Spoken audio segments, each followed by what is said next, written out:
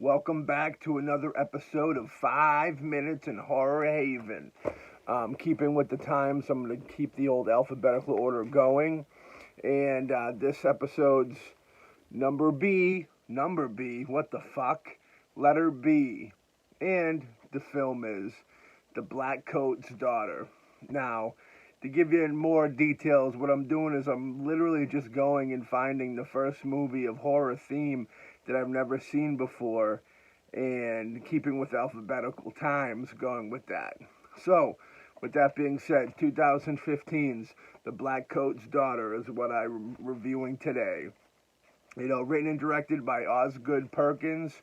Some of you may know a film he did recently in 2020 called Gretel and Hansel.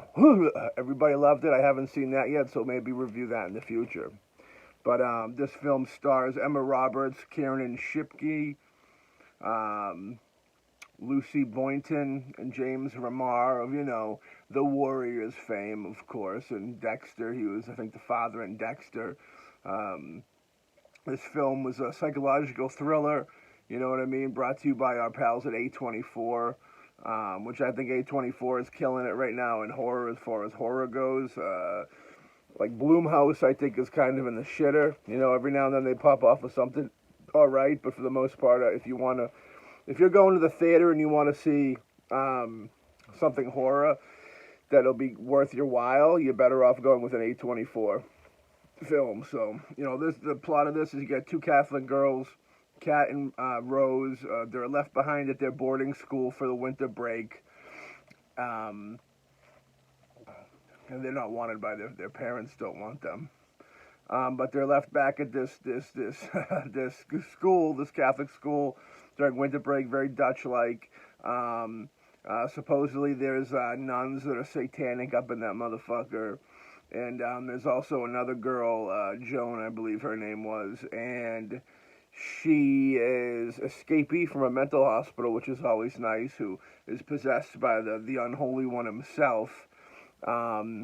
She's randomly found walking the streets, if I remember correctly, by Mr. James Remar of Warrior fame, the Warriors, plural, and his wife pick her up, and they eventually find out that was not a good move on their part.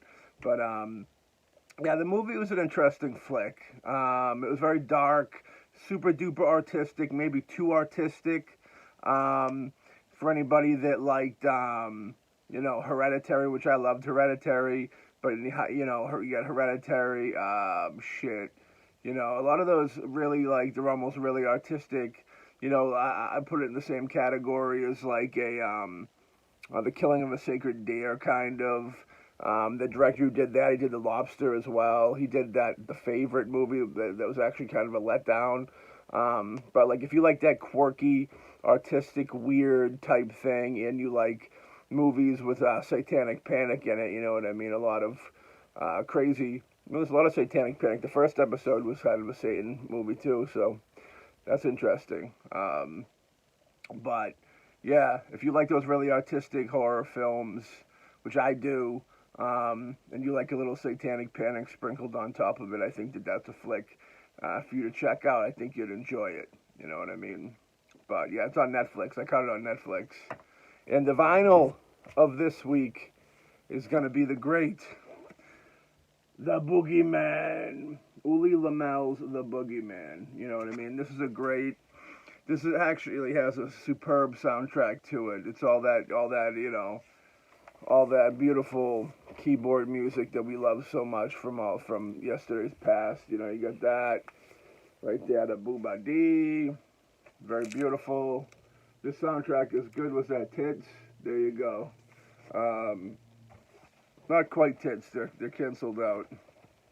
But a beautiful green with a little black blurry on there. You can't go wrong with that. But yeah, this was a great one. Anybody that likes those old '80s soundtracks, especially the ones with the cool, John Carpenter type. Not John Carpenter type, but right now I'm kind of that. It's it's not techno. It's pre-techno type stuff. It's like all the keyboards and the synth music. I think is the best way to do it. But it's got a great synth soundtrack to it. So, yo, you know, The Boogeyman, good film in itself. Soundtrack was bomb. Colored vinyl looks fucking awesome to begin with. Super good stuff. And the Blackcoat's Daughter, which I randomly popped on. Didn't really hear much of it. It was 2015, so that was kind of like, I guess, almost close to the beginning age of A24, I think. Not too far off, I'd say. But, that was kind of a fun watch for a blind watch. Very artistic. Like I said, maybe too artistic at times. But if you like that type of thing, dive on in.